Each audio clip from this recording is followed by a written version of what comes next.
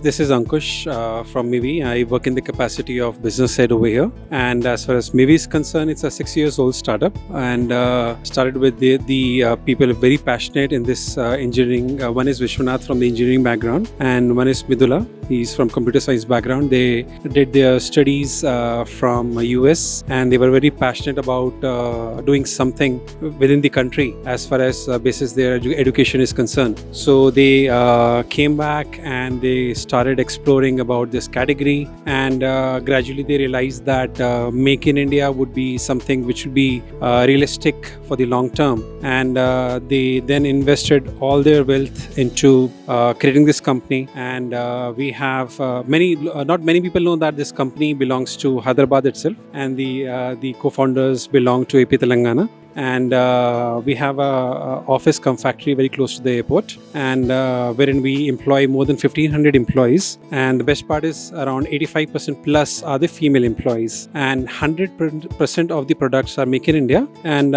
unique thing about the products is that we focus too much onto the right product composition that we want to offer to the consumer, being it finish, colors, the kind of class, sound performance that it should give. And you can see it in this particular product, for example. And we have certain unique things which even competition does not have. Like our buds give 8.5 hours of audio backup versus competition gives only 4 hours. And the finish that our product has, none of the brand in our category offers that. So the journey started with selling from our website, then graduating to Flipkart and Amazon. And now this year onwards, we would be focusing on the other part of the sales channels, that is the offline business. So being it distribution, being it corporate vertical, being it international sales. So this year we will be focusing on that particular part. So recently I have joined in the capacity of business head, and we would certainly strive and thrive very hard to become